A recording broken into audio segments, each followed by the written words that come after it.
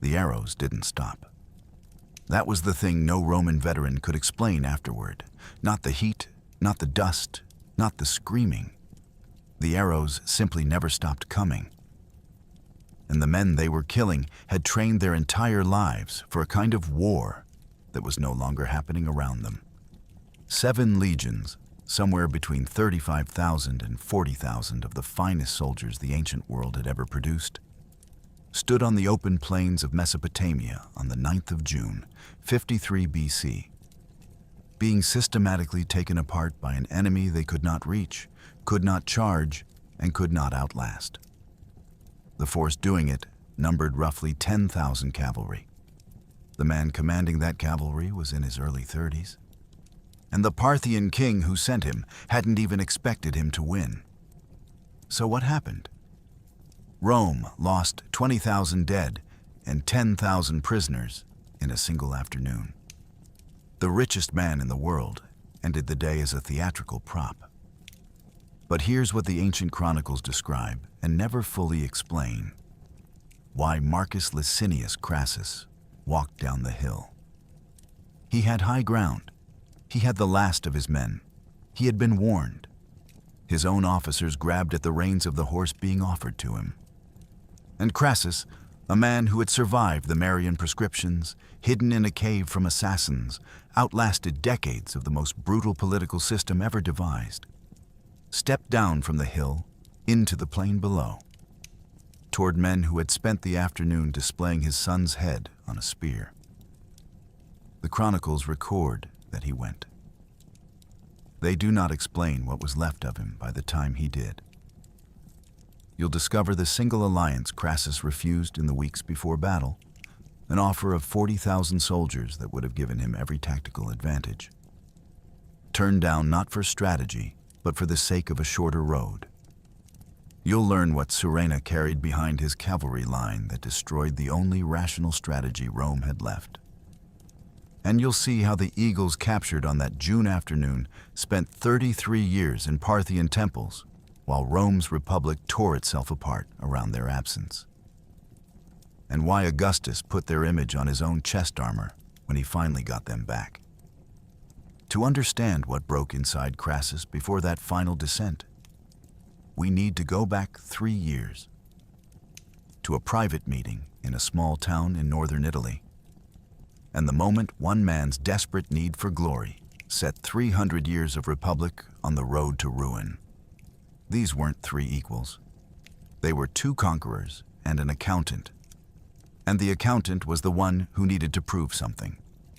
The alliance formed in 60 BC between Marcus Licinius Crassus, Gnaeus Pompey, and Julius Caesar had no official name, no legal status, and no formal structure. Romans at the time called it the three-headed monster.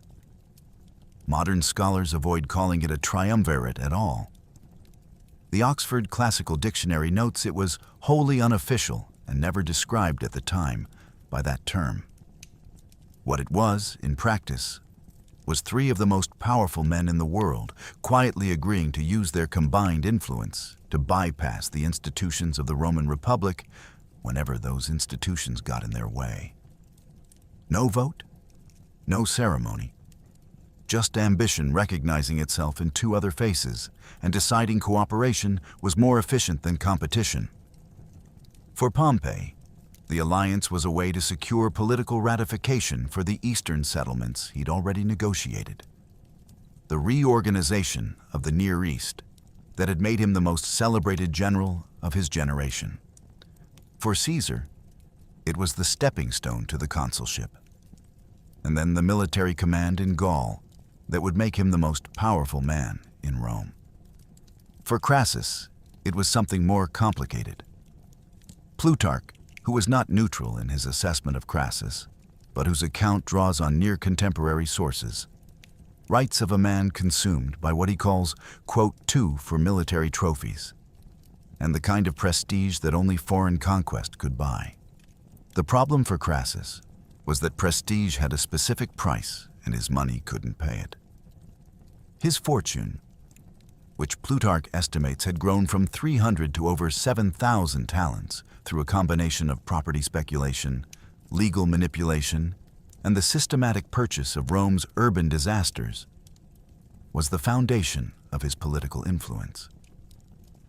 But in a culture that measured greatness in triumphs and conquered territories, 7,000 talents bought exactly nothing that Pompey's eastern campaigns hadn't already outbid.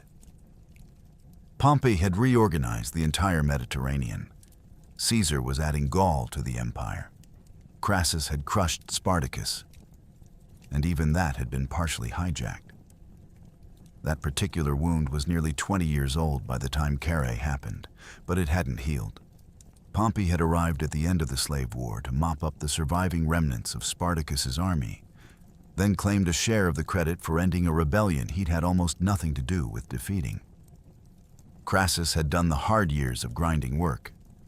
Pompey had taken the final bow.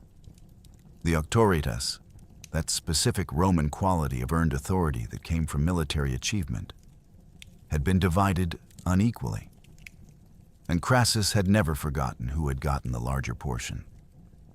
The conference at Lucca in 56 BC was the alliance's attempt to repair itself. More than 100 of Rome's most powerful men gathered in Caesar's province of Cisalpine Gaul. Senators, tribunes, men with armies and money and political machinery at their disposal.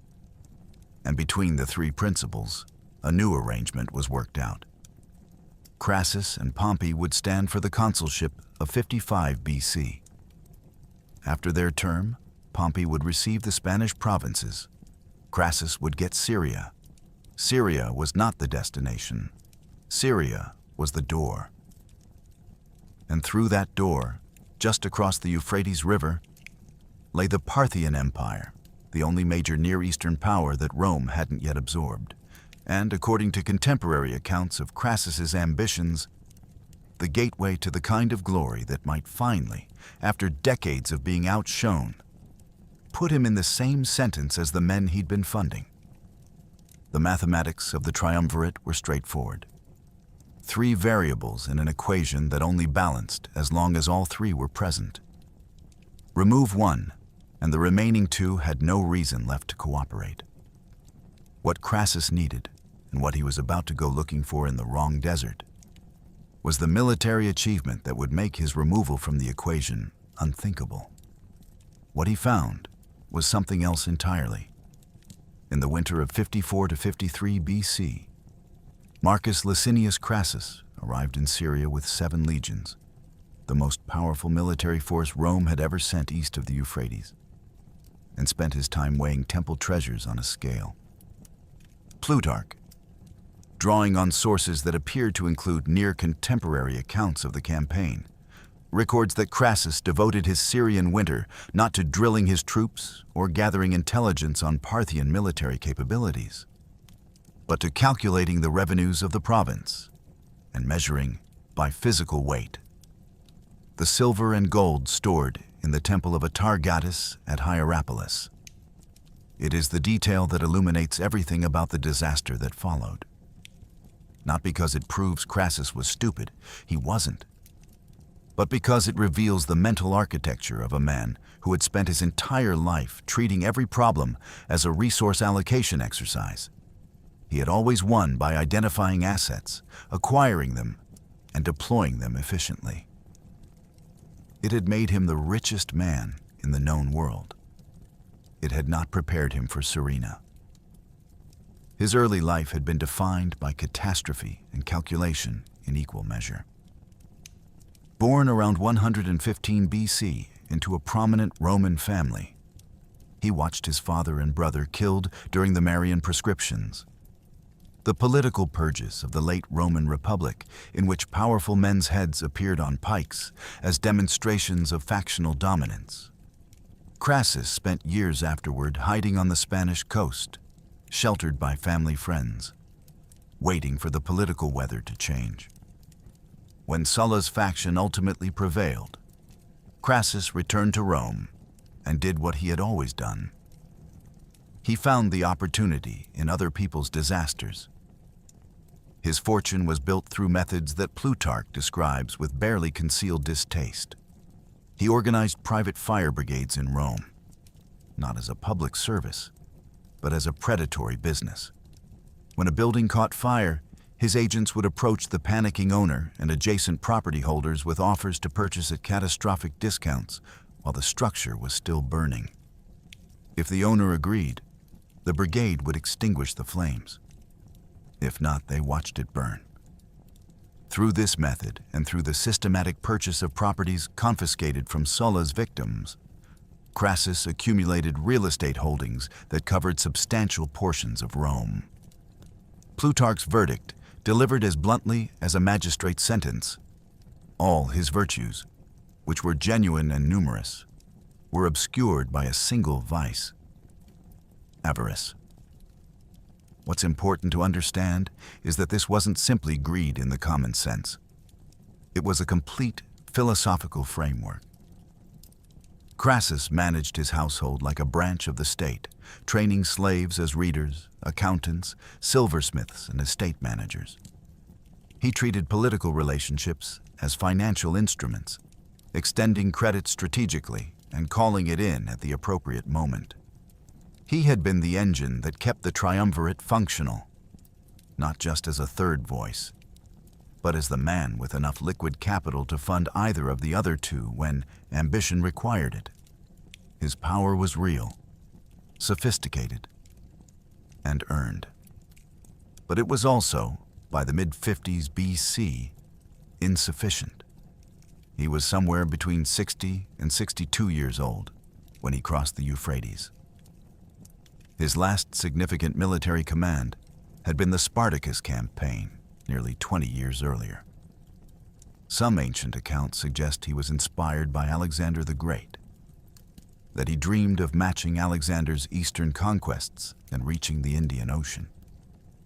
Whether this is documented ambition or later literary embellishment is genuinely uncertain. What is documented is what he did in Syria instead of preparing. He weighed treasures, calculated revenues, and accepted cash payments from local populations in lieu of militia levies. The man who would face Surena's camel train had spent his winter counting silver. Plutarch, writing roughly a century and a half after the events at Carrhae and drawing on accounts that appear to include eyewitness testimony from survivors, describes the Parthian commander in terms that read almost like a deliberate counterpoint to Crassus. Where Crassus was old, Surena was in his early 30s. Where Crassus was defined by money, Surena was defined by blood. And where Crassus had spent his winter weighing temple silver, Surena had spent his building a weapon.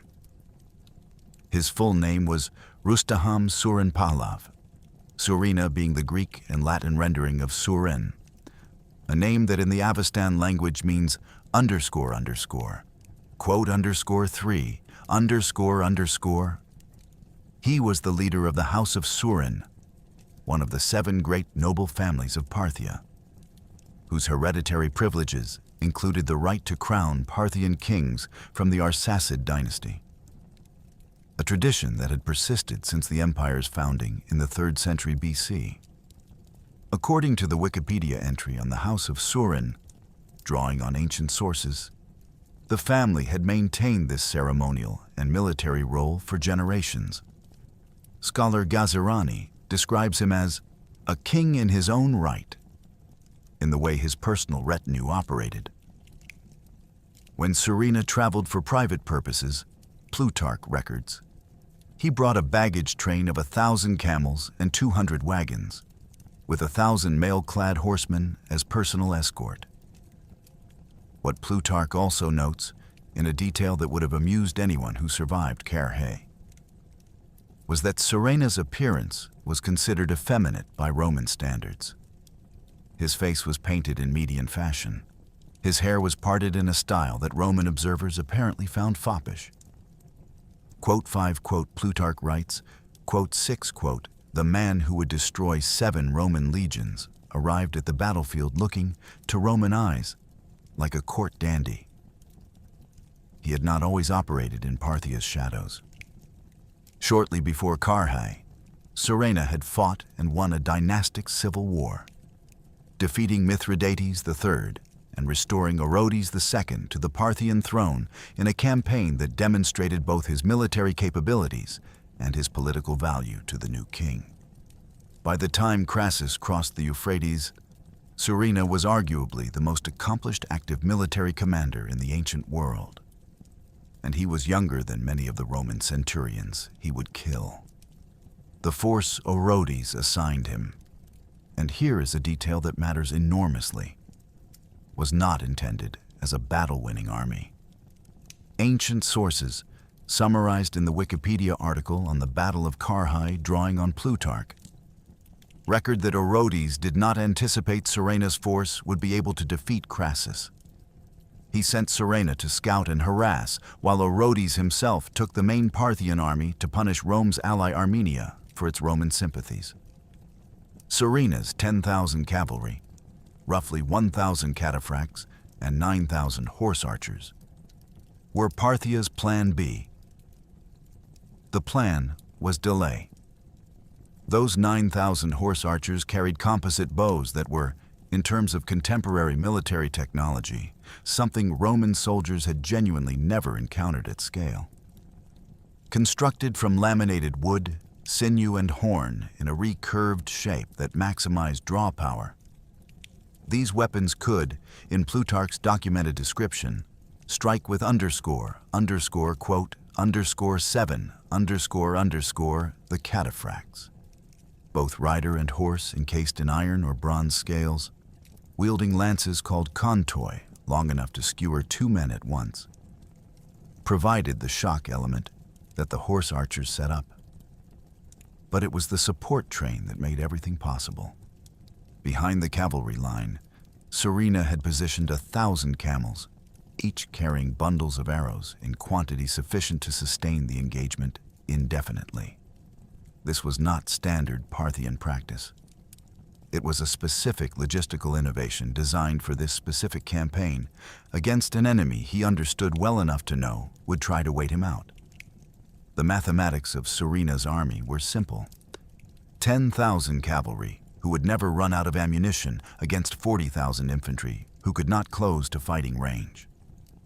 All Rome had to do was find a way across 50 meters of open air with arrows coming from every direction. It never did. 3 men offered Marcus Crassus a way out of what was coming. He refused all 3. The first refusal happened before a single Roman soldier crossed the Euphrates. Artavasdes II, king of Armenia and Rome's nominal ally in the east, came to Crassus's camp with a proposal that military historians, looking backward across 2,000 years, recognize as the campaign that never happened, the one where Rome might have won. Artavasdes offered 10,000 armored cavalry and 30,000 infantry, contingent on one condition: that the Romans invade Parthia through Armenia's mountainous terrain rather than directly across the Mesopotamian plain. This route would have bypassed the flat open ground where Parthian horse archers operated at maximum effectiveness, secured the Roman army's flanks and water supply, and brought the full weight of Armenian military support into the campaign. Every major source on Carrhae, Plutarch, confirmed by Britannica, the World History Encyclopedia, and modern military analyses, documents this offer and its refusal. Crassus turned it down. He was determined to march directly through Mesopotamia to maintain contact with the garrisons he'd established the previous year. The shorter road cost him 40,000 soldiers and the Armenian cavalry he rejected. The second refusal came from within his own command. As the army marched in spring 53 BC, they encountered an Arab chieftain named Ariamnes, also referred to as Abgarus in some sources, who had previously served Pompey in his eastern campaigns and whom Crassus therefore trusted. Ariamnes told Crassus the Parthians were in a state of panic and fleeing. He urged rapid pursuit to catch them before they could escape. The man standing beside Crassus, His quaestor, Gaius Cassius Longinus, counseled exactly the opposite. "Follow the Euphrates," Cassius urged. "Keep a water and defensible terrain close. Don't let an unknown guide lead us onto open ground." Plutarch records the exchange. Crassus chose Ariamnes. According to the ancient sources, Ariamnes was a Parthian agent. Though modern military historian Gregory Hospodor of the U.S. Army War College has suggested the route Ariamnes chose may have been a legitimate caravan road with adequate water, rather than the deliberate desert trap that Plutarch implies. What is not disputed is where the road led. The third refusal was Crassus's response to a message that arrived mid-March from Artavasdes. The main Parthian army had invaded Armenia, making the Armenian king unable to send the reinforcements he'd offered. He begged Crassus to change course. Crassus ignored the message and continued east. What makes this sequence remarkable, and what modern military analysts note, is that Orodes II's decision to divide his forces was in fact brilliant precisely because of Crassus's refusals. Had Crassus taken the Armenian route, Orodes' attack on Armenia would have been his undoing. Instead, by choosing the direct Mesopotamian march and rejecting both the Armenian alliance and Cassius's river road advice, Crassus handed Orodes a strategic gift. Armenia neutralized, Roman flanks exposed, the army marching toward Surena on terrain Surena had chosen. The trap closed before the Romans realized it existed. There's a further irony documented in the ancient sources that military historians have noted. The previous year's campaign, Crassus's 54 BC raid into western Mesopotamia, had been deceptively successful. He crossed the Euphrates at Zeugma, captured several towns, defeated a small Parthian force under a governor named Silasses, and was hailed as imperator by his soldiers at a town called Zenodotium. He accepted the title with what Plutarch suggests was more pride than the achievement warranted. Then he went back to Syria for the winter, giving Orodes time to reorganize and assign Surena to the problem. The small victory had created precisely the wrong lesson: that Parthia was a manageable opponent on familiar terms. By the time Crassus's scouts came back with news that the Parthian army was not retreating but approaching in great force, the Roman army was already on the open plain, away from the river, without defensible terrain in any direction. The three refusals had assembled themselves into a trap, and the trap had closed. Approach the Roman army from any direction on that June morning, and what you would see is an organism that has been optimized over centuries for a specific kind of killing that is completely useless in this place. The legionary at the center of that organism carried roughly 45 pounds of equipment. A scutum, the large rectangular shield, curved to wrap around his body. A lorica hamata, the mail shirt of interlocked iron rings. A bronze helmet. 2 pila, heavy throwing javelins weighted with soft iron shanks, designed to bend on impact so they couldn't be thrown back, but lethal only at the range of a strong man's arm. And a gladius, the Spanish short sword, 20 inches of iron blade, optimized for close quarters stabbing in the press of a melee. This equipment package represented hundreds of years of Italian warfare, refined into something close to perfection for its intended purpose. Closing to arm's length with an enemy and killing them before they killed you. Against anything that stayed at arm's length. The Roman legionary was among the most dangerous soldiers who had ever lived. Against something that stayed 50 meters away and shot at him, he was a target. The army Crassus commanded comprised 7 legions, somewhere between 28,000 and 35,000 heavy infantry, based on Plutarch's account and the varying estimates of modern historians regarding legion strength at this period. Supporting them were approximately 4,000 light infantry and 4,000 cavalry, including the 1,000 Gallic horsemen that Caesar had sent with Publius Crassus as a personal gesture of support. Allied cavalry forces from Artavasdes that had supplemented the army during the approach had withdrawn before or during the march to Carrhae, reducing the mounted element further at the moment it was most needed. Some ancient accounts suggest the army included soldiers who had never seen combat, men whom Crassus had enrolled through his enormous wealth rather than through the veteran selection process that characterized Rome's best campaigns. Modern military historian Hospodor cautions against overstating this point.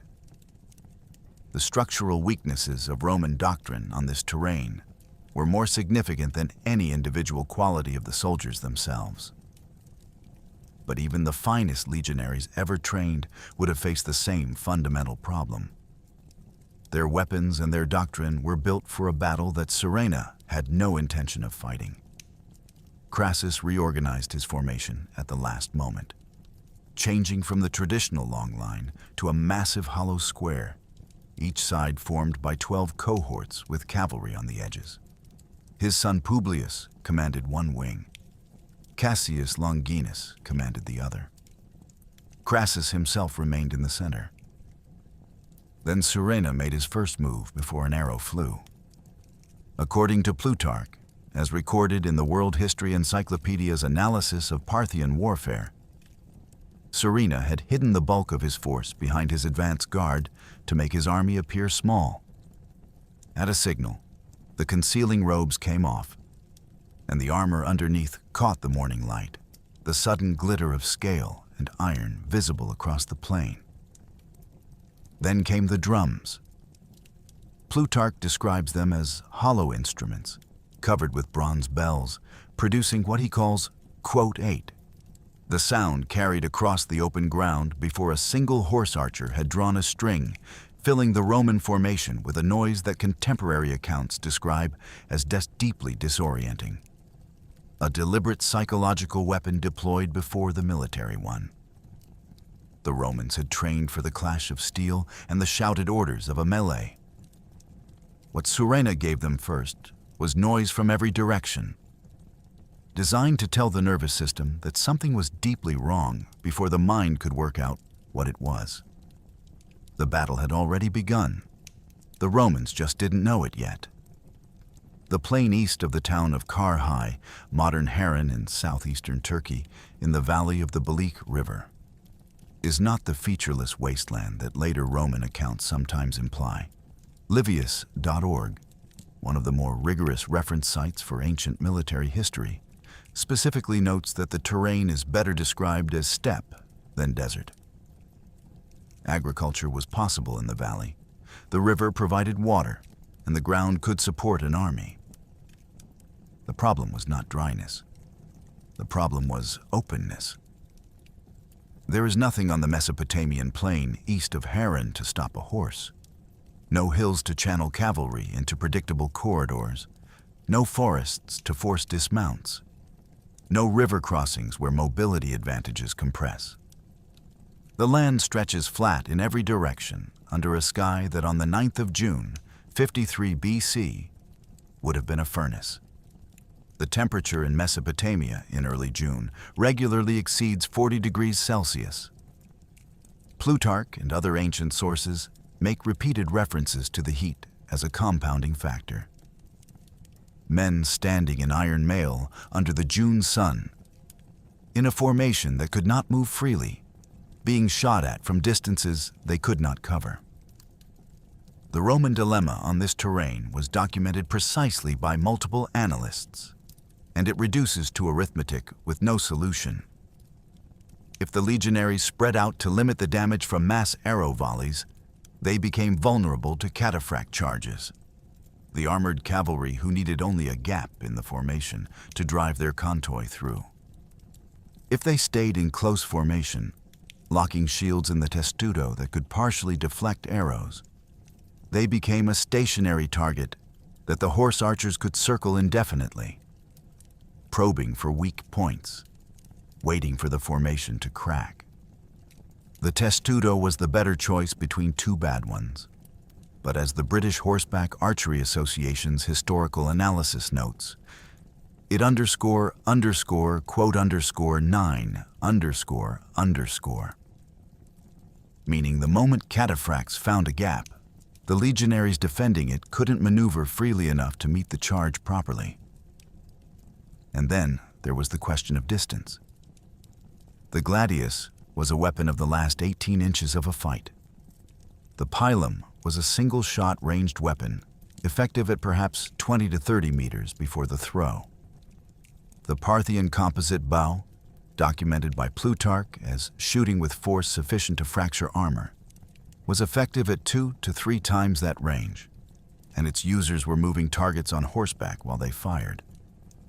The most famous Parthian tactic, turning in the saddle at full gallop to fire backward at pursuing cavalry, what historians later named the Parthian shot, meant that even if Roman cavalry charged, the fleeing horse archers could kill them as they retreated. There was no direction Rome could push that wasn't already covered. The dust made everything worse. Thousands of horses moving in circular patterns around the Roman square churned the dry Mesopotamian soil into clouds that, according to multiple ancient accounts, reduced visibility inside the formation and made it nearly impossible to track where the next volley would come from. Men could hear arrows before they saw them. Sometimes they couldn't hear them at all above the drums. The legionaries had trained their entire lives for a battle the terrain had already decided. But even in this situation, standing in the heat, under arrows, in a formation that couldn't advance, there remained one rational Roman strategy. Every soldier who had ever faced horse archers in any prior campaign knew it. You endured. You stayed behind your shields. You waited for the enemy to exhaust their ammunition. And when the archers had nothing left to shoot, you advanced to melee and used the weapons they couldn't answer. That was the plan. Then they saw the camels. On the morning of the 9th of June, 53 BC, the Parthians revealed their army. And they did it like theater. The Roman square had advanced across the plain with its cavalry screens out, following standard doctrine. When the scouts returned with news that Surena's force was approaching in strength, Crassus completed his formation reorganization. 12 cohorts per side, cavalry on the edges, 40,000 men compressing themselves into a geometric shape they hoped would make them invulnerable from every direction. They were wrong about that. But they didn't know it yet. What they were watching on the horizon was Surena's advance guard, a manageable force that suggested the battle might be a conventional engagement after all. Then the signal came.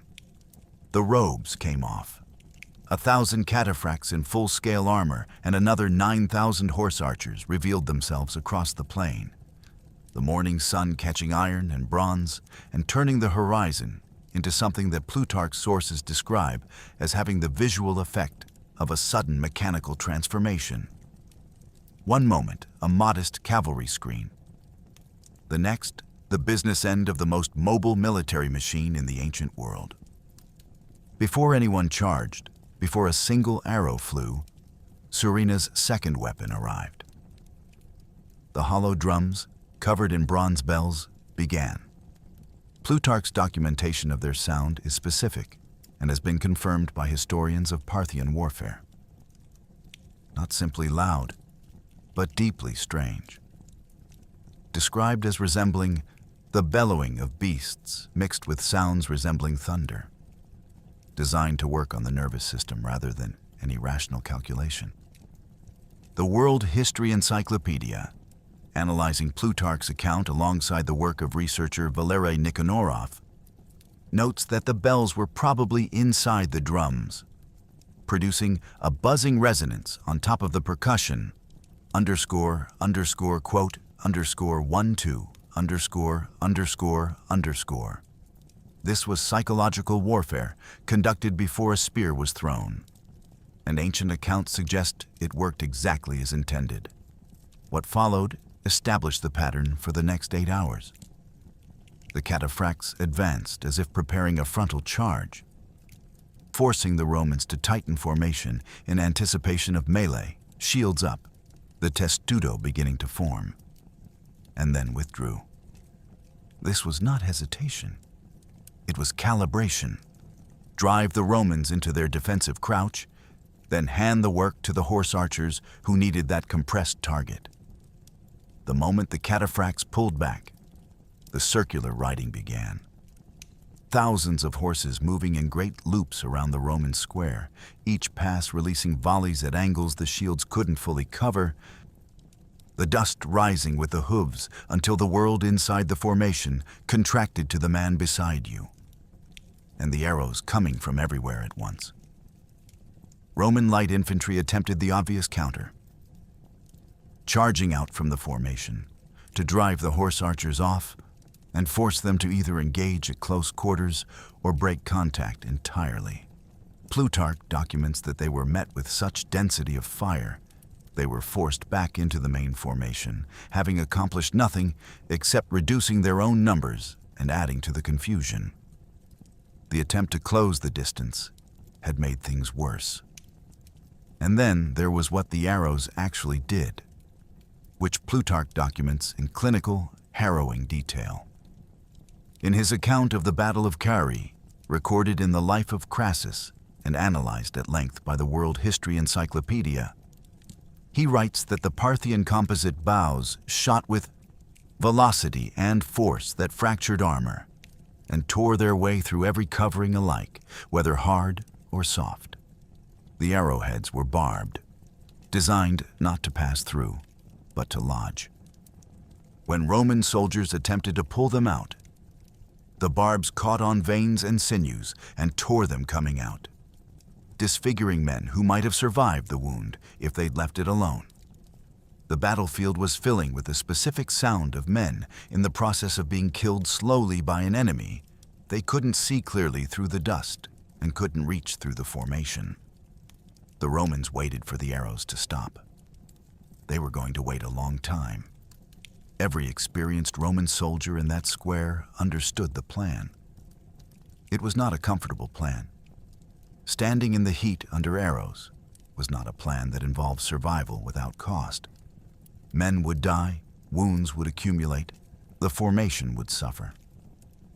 But it was the established, battle-tested response to this specific type of threat. Horse archers carried limited ammunition.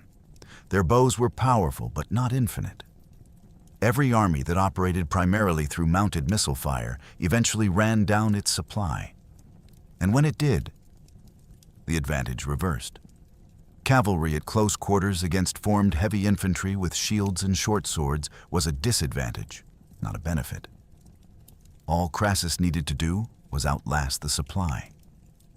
When the Parthians had nothing left to shoot, he would advance.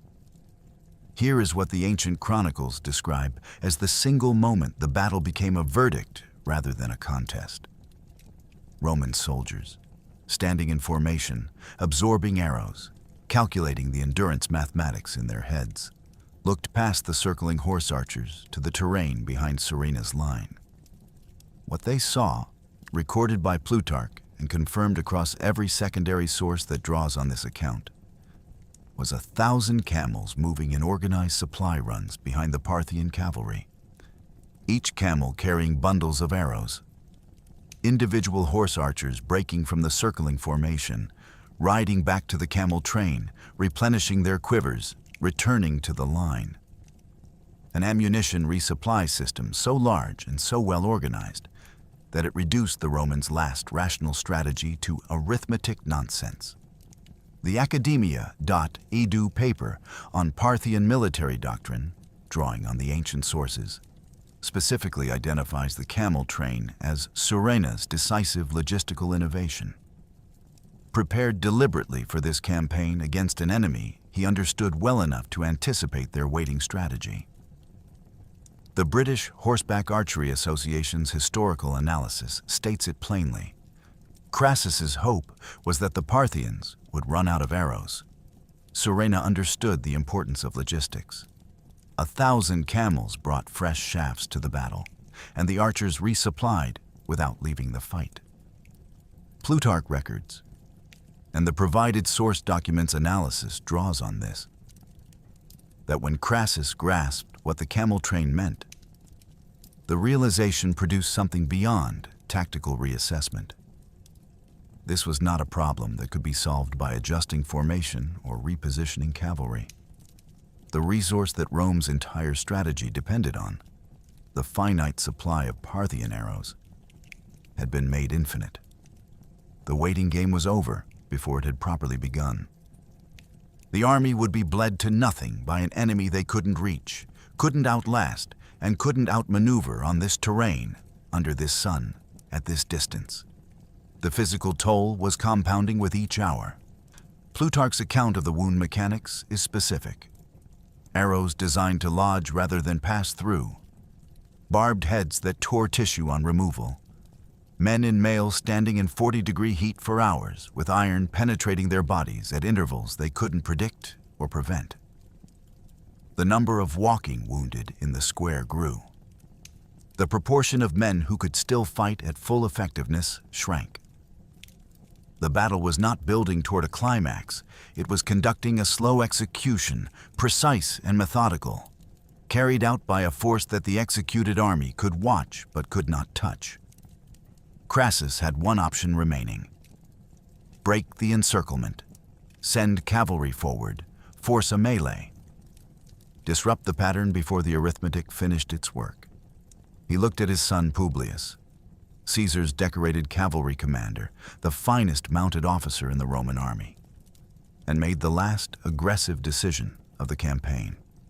What Crassus sent forward was the best he had. Publius Crassus had come to Syria with a reputation earned under Caesar in Gaul, decorated, capable, the kind of officer that Roman sources describe with the word that meant something specific in this culture: valorous. The Gallic cavalry riding with him were, in a detail that carries its own irony, Caesar's own men. Julius Caesar had sent them as a personal gesture of support for the campaign.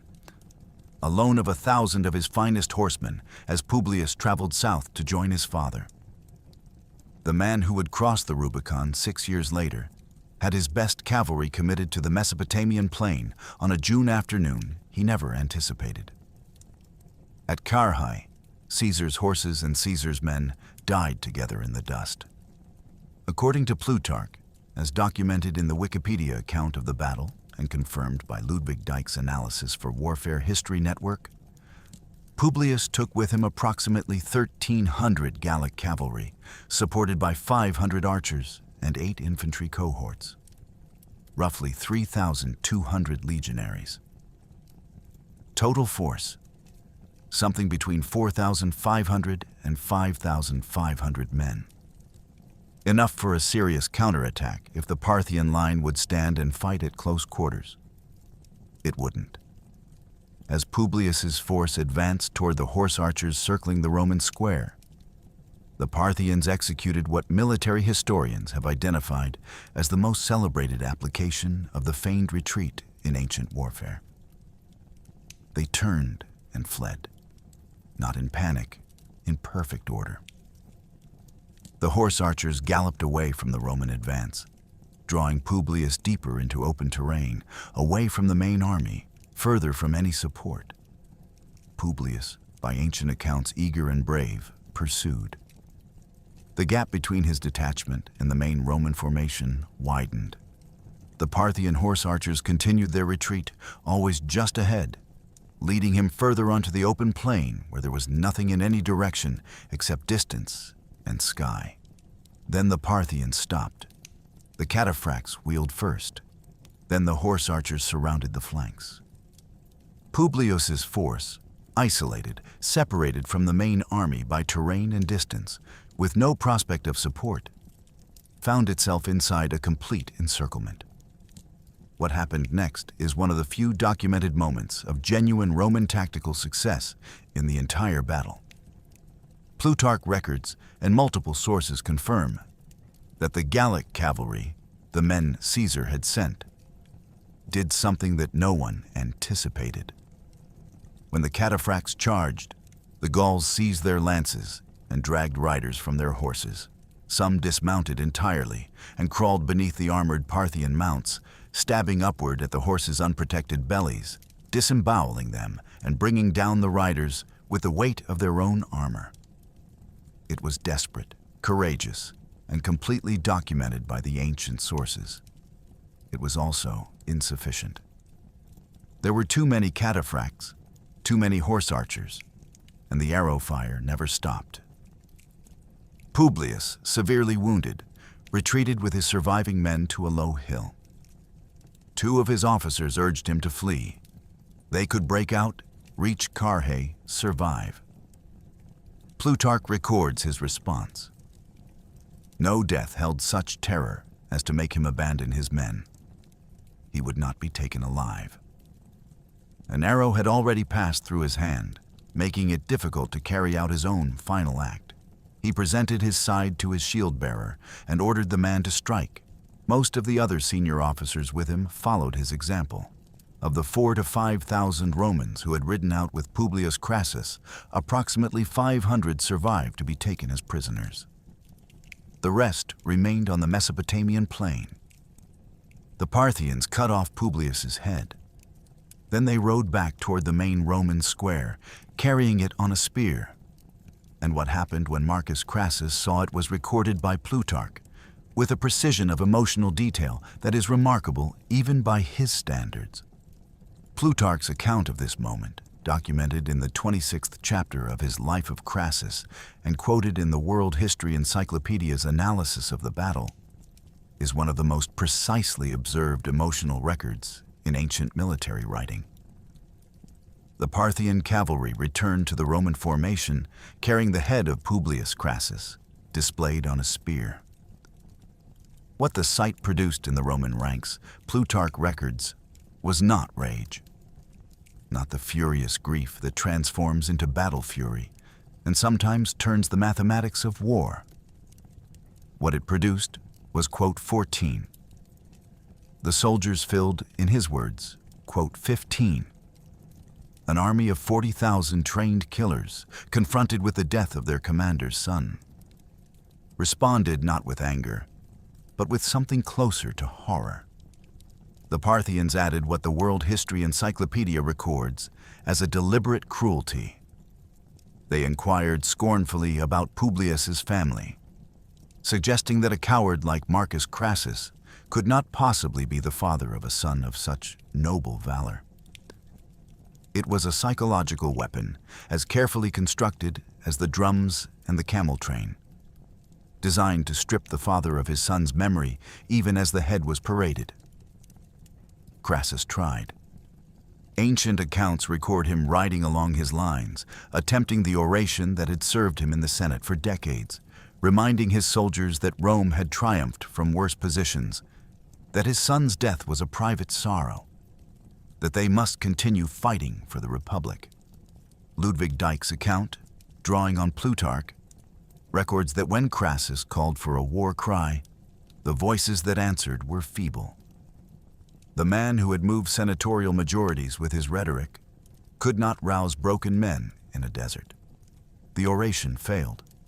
The afternoon that followed was not a battle in the traditional sense.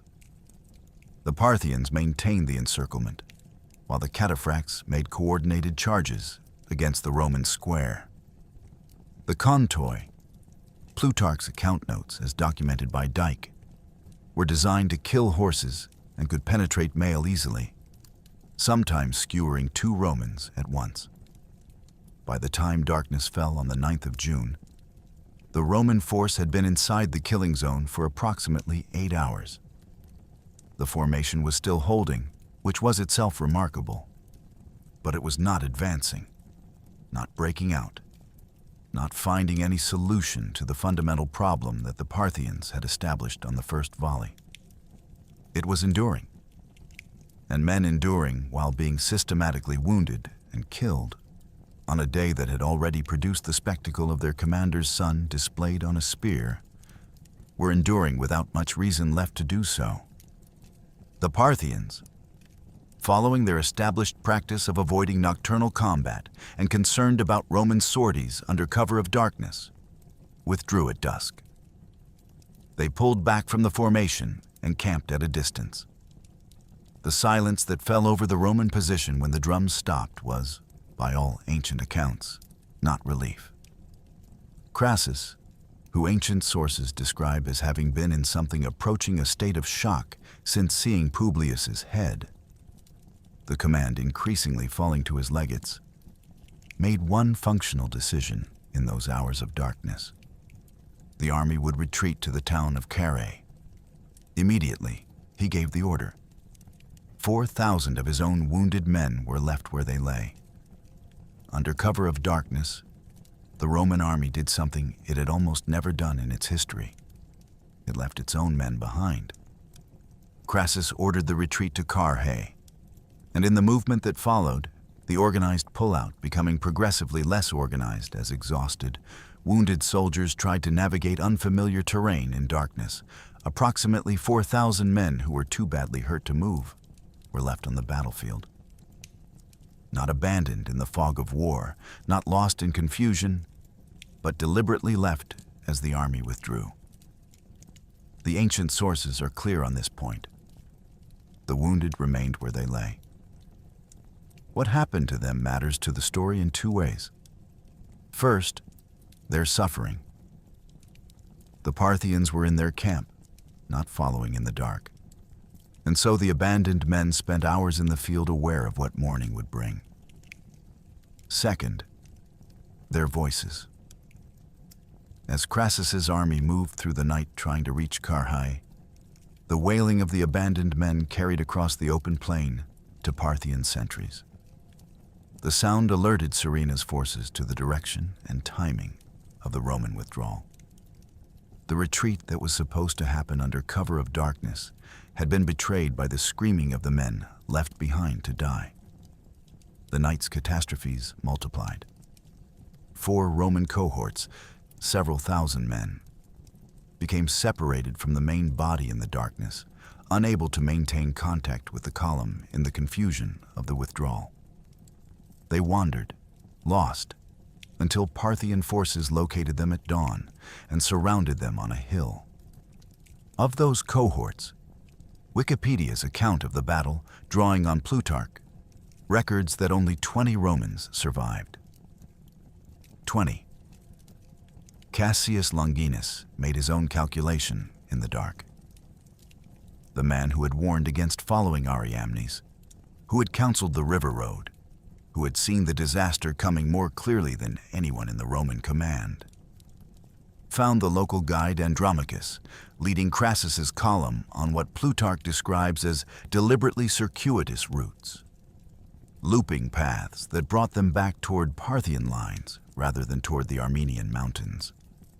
Whether Andromachus was a deliberate Parthian agent, as Plutarch's account suggests, or simply an incompetent guide in a desperate situation, is something modern historians acknowledge cannot be established with certainty. What is documented is that Cassius distrusted him. He broke away from Crassus's column with 500 horsemen and rode for Syria. He reached it. He left Crassus on the road to Carrhae. The man who abandoned Crassus that night would spend the following years defending Syria against Parthian incursions, successfully as it turned out, using the tactical lessons of Carrhae itself to ambush Parthian cavalry in wooded terrain, rather than meeting them on open ground. He then returned to Rome, where the political landscape had been transformed by the battle he'd survived, and 11 years after riding away from Crassus, stood in a Senate chamber on the Ides of March with a blade and helped kill Julius Caesar.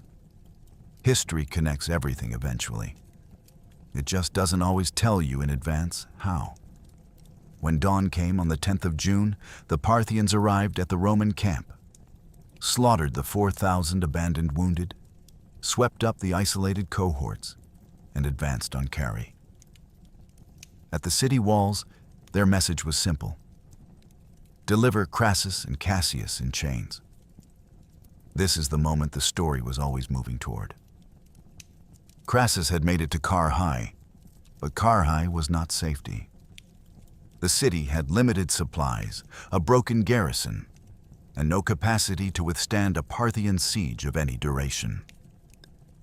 The attempt to move from Carrhae toward the Armenian mountains, terrain that would have blunted Parthian cavalry and given Rome fighting conditions it could handle, had been undermined by Andromachus's routing, by the darkness, by the state of the men. By the morning of what may have been the 11th of June, Crassus found himself on a hill with a remnant of his force, the Armenian border visible in the distance, Surena's cavalry between him and it. Surena sent word. He offered negotiations. There would be terms. Rome could withdraw from Mesopotamia. He sent a horse with golden bridles as a gift for Crassus. Crassus was on high ground. He had what remained of his command around him. His officers, the sources name Octavius and Petronius, as among those present, urged him not to descend.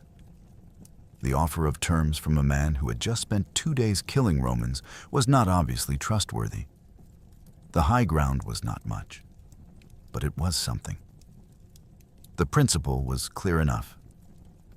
You do not walk down from defensible terrain to accept gifts from people who have killed your son.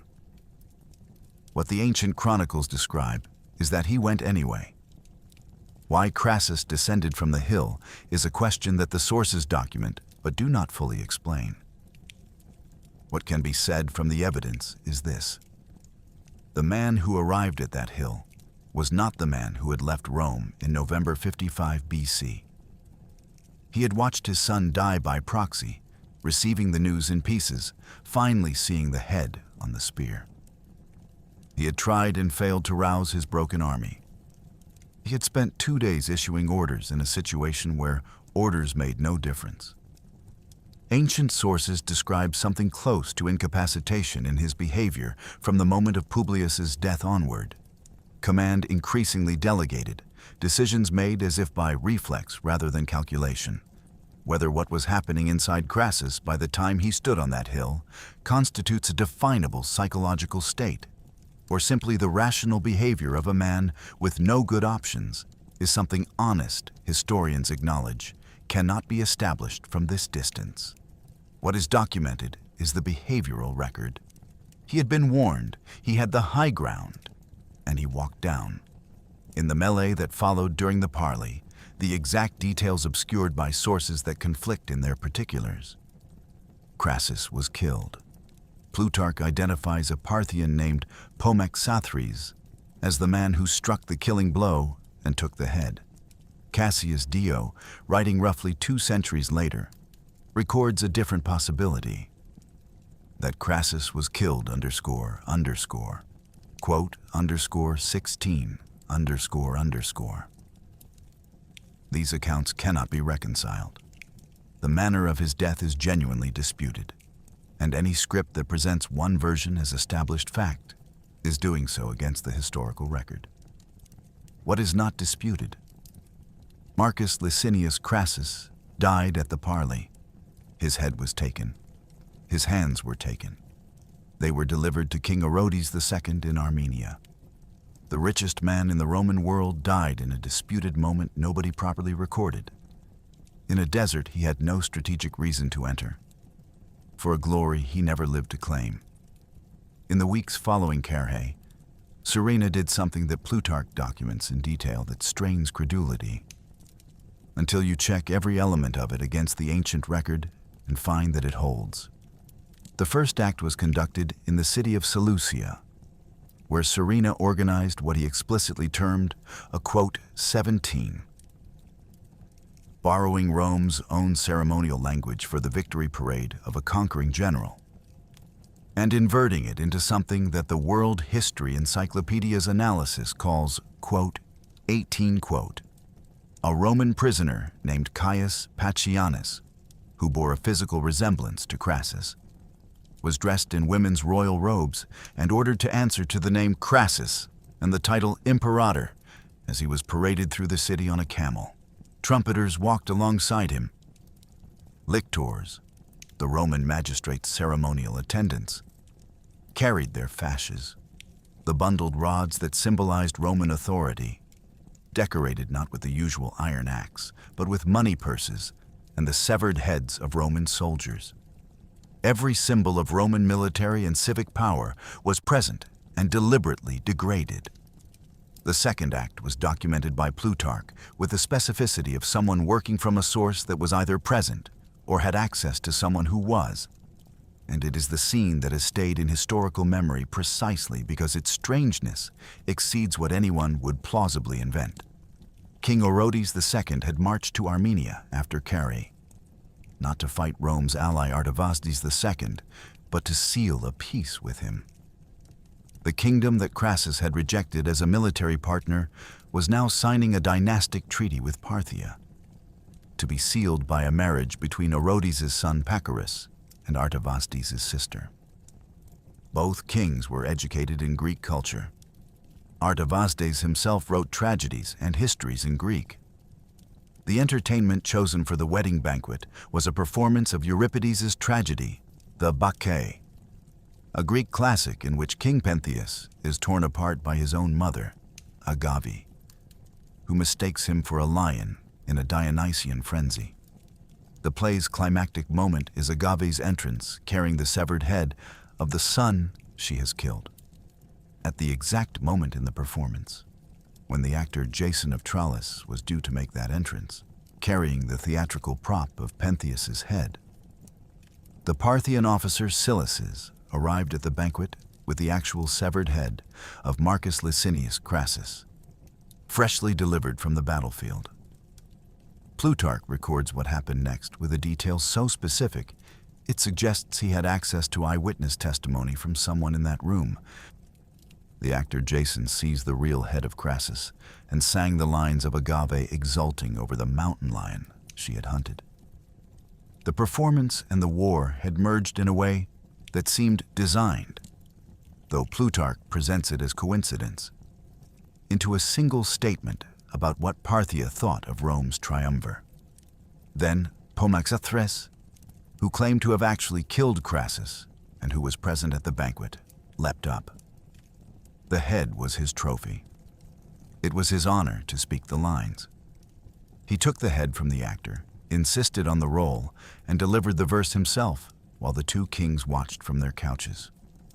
King Orodes rewarded the actor Jason with a talent of silver, the standard fee for an exceptional theatrical performance. He gave Pomaxathres traditional gifts of honor. The death of a Roman triumvir had been valued, in the formal accounting of that banquet, at 1 talent. Marcus Licinius Crassus had been worth 7,000. Plutarch, drawing on accounts that included survivors' testimony and what appeared to be near contemporary records of the campaign, provides the numbers that historians have accepted as broadly accurate for 2,000 years, despite the impossibility of verifying them precisely. 20,000 Roman dead, 10,000 captured, 10,000 survivors, the men who escaped with Cassius or found their way back to Syrian territory by other routes. Total force that had crossed the Euphrates.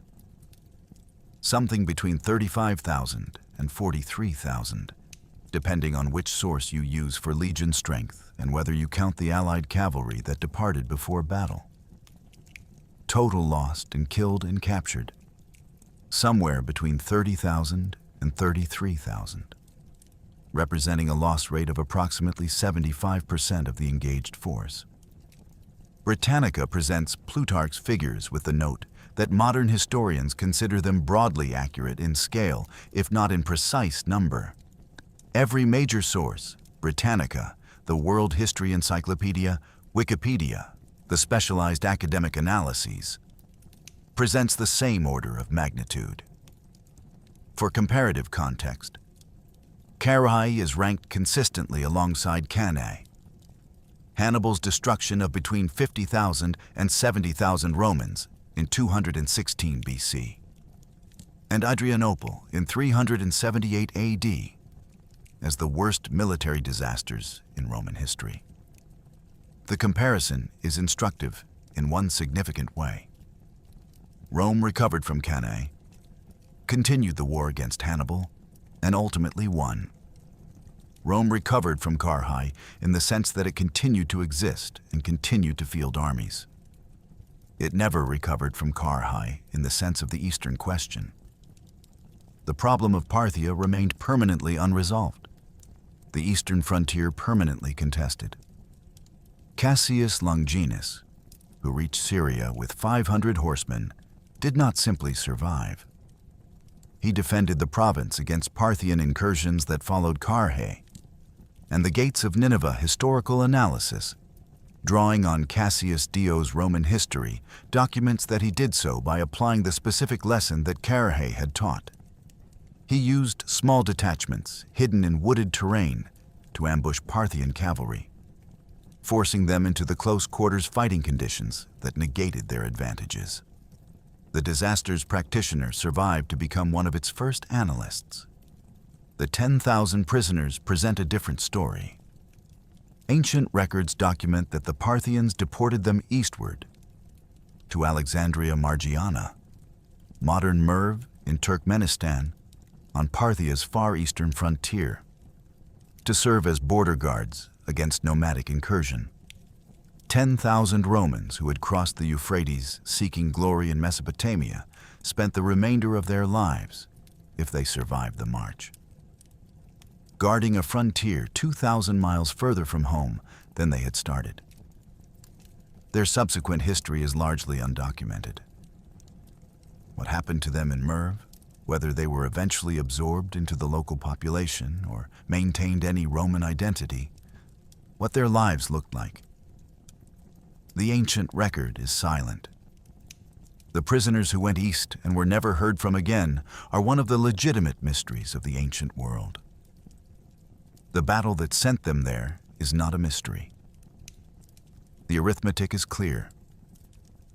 To understand what Rome lost at Carrhae, you need to understand what a legionary eagle was and what its absence meant for the generation that grew up after it. The aquila, the eagle standard carried by each Roman legion, was not a flag or a regimental badge in the modern sense. The Wikipedia article on the Roman aquila describes it accurately. The eagle was of quote, _22 legionaries swore oaths over it. The aquilifer, the eagle-bearer, ranked immediately below centurions in the chain of command and paid at twice the ordinary legionary rate, was expected to die before surrendering it. To lose a standard was not a military inconvenience.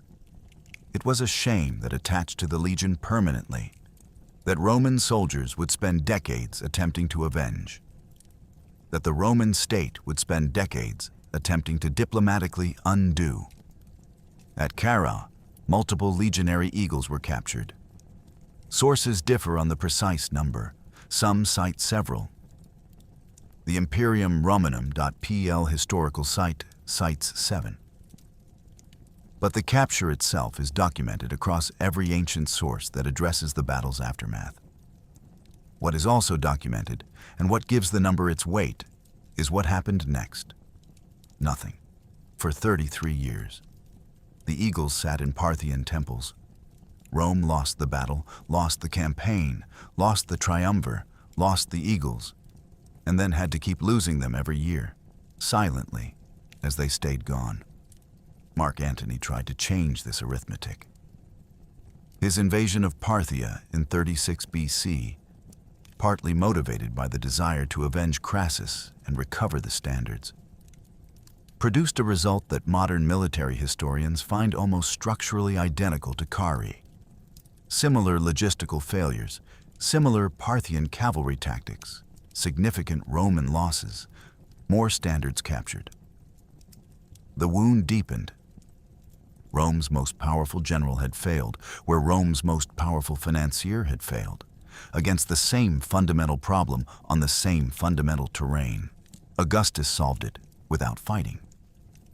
In 20 BC, Rome's first emperor negotiated with the Parthian king Phraates IV for the return of the standards. not through military conquest, but through diplomatic agreement, trading political concessions, and recognition of Parthian interests in Armenia for the eagles, and a number of surviving Roman prisoners. The Lawrence University Classical Coin Collection, which includes an Augustan denarius specifically commemorating this event, documents the reverse image, a kneeling Parthian extending a standard. The inscription reads, in Latin, quote, _23, Augustus considered this the greatest achievement of his reign. Not his military victories in the civil wars, not the reorganization of the empire. The eagles. He had them depicted on his own chest armor, the famous Prima Porta statue, the most reproduced image of the first emperor. Shows the eagle return carved onto the breastplate he wore for official portraits. He built a temple specifically to receive the returned standards. The Temple of Mars Ultor, Mars the Avenger, in the Forum of Augustus in Rome. He commemorated the recovery on coins that circulated across the empire. 33 years. From Crassus's afternoon on the Mesopotamian plain to Augustus's diplomatic negotiation, through the assassination of Caesar, the collapse of the Republic, and the civil wars that ended 500 years of Roman governance. The eagles were gone. A generation of Romans had grown up knowing that Parthia held Rome's sacred symbols, and that no army sent to recover them had succeeded. Augustus put the eagles on his chest and called it victory. Rome agreed. Sometimes the mathematics of honor are different from the mathematics of armies. Here is the detail that military historians and political historians have argued about for 2,000 years. How much did Carrhae actually cause what came next? And how much had what came next already started? The honest answer is that it accelerated a fracture that existed before the battle, and that the battle made irreversible. The triumvirate had been operating as a political equation with 3 variables. Crassus was the financier, the moderate, the man with enough money to fund either of the other 2, and therefore a structural incentive to keep them balanced against each other. His wealth was his political function within the alliance, not just funding operations, but representing the possibility that either Caesar or Pompey could always turn to the third member rather than accept the other's dominance. Remove Crassus from the equation, and you have 2 men with incompatible ambitions, no mediator and no alternative to direct competition for supremacy. What makes the political timeline devastating is that 2 bonds had already been cut in consecutive years before Crassus's death completed the work. In 54 BC, the year before Carrhae, Julia, Caesar's daughter and Pompey's wife, died in childbirth. She had been the personal connection between the 2 men, the emotional relationship that softened the political calculation. Ancient sources record that Pompey was genuinely devastated by her death. Caesar, in Gaul at the time, also mourned. The Roman people mourned publicly. With Julia gone, Caesar and Pompey shared no family relationship, only a political arrangement maintained by mutual interest that was becoming less mutual by the month. Then Crassus walked into the desert, and in 53 BC, the 3rd pillar came down. Wikipedia's article on the First Triumvirate, drawing on both ancient sources and modern scholarship, describes the subsequent collapse carefully. Quote, _24, by 52 BC. Pompey was sole consul, an unprecedented concentration of power that would have been impossible while Crassus lived to balance the arrangement. By 49 BC, Caesar crossed the Rubicon. The civil war that ended the Republic was underway. Historians debate the degree of causation, and that debate deserves acknowledgement. Some scholars argue that Caesar and Pompey were always destined for collision, that Crassus was delaying the inevitable rather than preventing it, and that his death merely clarified a trajectory already established. Others argue that a living, wealthy Crassus might have brokered a compromise or extended the alliance long enough for the political landscape to shift in ways we can't now anticipate.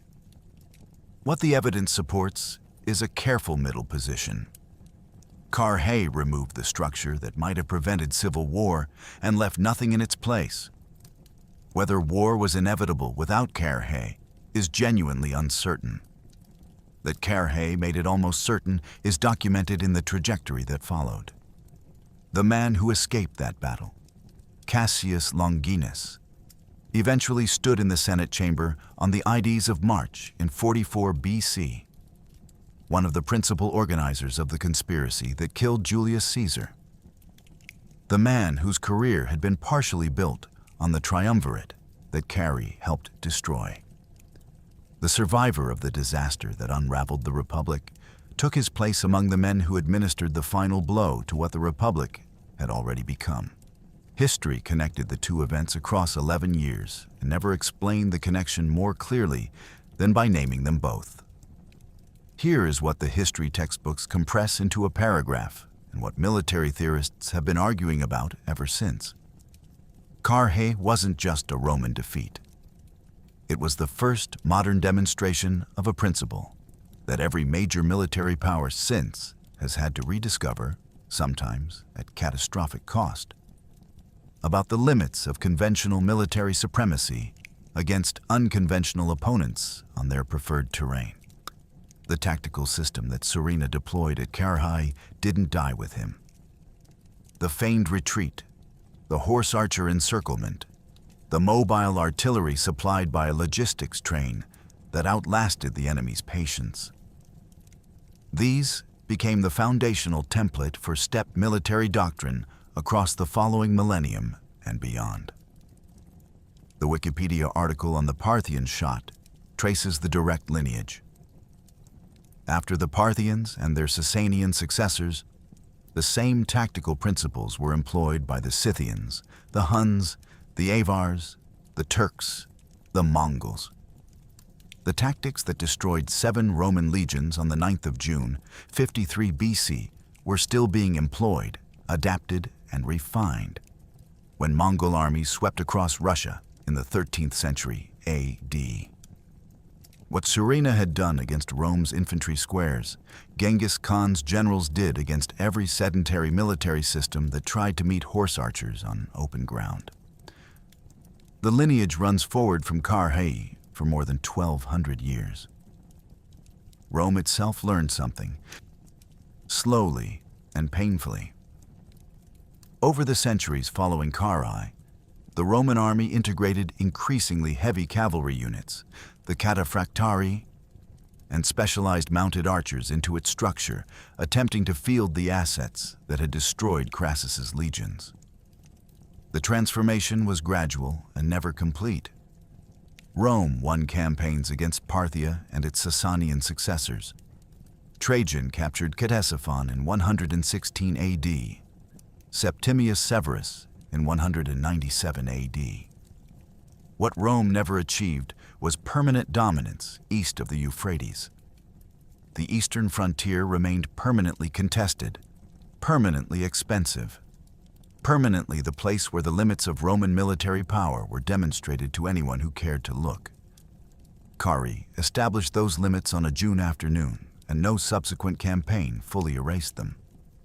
One further story emerged from the prisoners marched east to Merv, and it deserves honest treatment rather than dramatic inflation. In the mid-20th century, Oxford professor Homer Dubbs proposed that some of the 10,000 Roman prisoners eventually made their way to China, that a contingent ended up in the Gansu province, where a village called Liqian was home to people with European physical features, and where a Chinese chronicle from 36 BC described infantry using a fish scale formation that Dubbs identified as the Roman testudo. The theory attracted considerable attention and some popular enthusiasm. DNA studies conducted in 2005 and 2007 on the population of the relevant village, however, found genetic markers consistent with local Turkic and Indo-European populations, the Tocharians and related groups who had inhabited the Tarim Basin long before Rome existed, rather than with Southern European ancestry. Modern scholarly consensus, as documented in the provided academic sources, is that the lost legion in China theory is almost certainly false. The deportation of 10,000 Romans to Merv is documented. What happened to them after that is not. The deepest lesson of Carrhae is simpler than any of the tactical analyses suggest. Rome's legions were the finest military instrument ever devised for their specific operational context: European and Mediterranean terrain. Against opponents who fought by recognizable rules at recognizable distances, in conditions where the Roman system's advantages compounded. Against Surena's cavalry on the Mesopotamian plain in June, those advantages disappeared entirely. The system wasn't defeated because it was inferior. It was defeated because it was the wrong system for the terrain, the opponent, and the tactical environment. And the man commanding it had never questioned whether his system's past successes were relevant to this specific problem. That is an ancient lesson. It is also a current one. 20,000 dead. 10,000 marched to the edge of the known world. 7 legionary eagles in Parthian temples for 33 years. 1 triumvir dead in a disputed parley in a desert he had no strategic reason to enter. The entire arithmetic of Crassus's fortune, 7,000 talents accumulated over a lifetime of ruthless acquisition, could not buy a single one of his soldiers back. The mathematics of Carrhae. Final total. The richest man in Rome spent everything he had and came away with nothing except a role in someone else's theatrical performance. The man who made it happen did not survive his achievement. Surena, in his early 30s, the finest military commander of his generation by any contemporary assessment, was executed by King Orodes II within a year of Carrhae. Plutarch records it plainly. Orodes killed him out of jealousy, out of fear that a general who had saved the empire and become celebrated for it might decide he deserved more than gratitude. The king who had sent Surena merely to delay Crassus couldn't survive the popularity of the man who had done far more than asked. Rome lost 20,000 men. Parthia lost its best general. In different ways, both sides paid. Cassius Longinus, who rode away from Carrhae with 500 horsemen and spent years explaining why he had, eventually returned to Rome, defended Syria, and wrote himself into a different chapter of history entirely. The man who survived the battle that unraveled the Republic became one of the principal architects of the act that ended it. 11 years after he left Crassus on the road to Carrhae, he stood in the Senate chamber on the Ides of March. The world that Carrhae had set in motion finally arrived at its destination. Modern military strategists and historians still return to Carrhae, not for the Parthian tactics, which have been abstracted into contemporary doctrine under terms like asymmetric warfare and standoff engagement, but for the Roman failure, for how a military system that had never lost, optimized over centuries for its particular form of conflict, became catastrophically vulnerable when forced to operate outside its design parameters. For how personal ambition can corrupt strategic judgment at the highest levels. How a man who understood finance, politics, and the Roman Senate with genuine sophistication could simultaneously be unable to understand that his previous skills did not transfer to this new problem. For how logistics can be more decisive than courage, and how 1,000 camels loaded with arrows can be more dangerous than 10,000 swords. These are not ancient lessons. They are active ones. Crassus wanted to be remembered like Alexander the Great. He is remembered, but not as a conqueror. He is remembered as a lesson.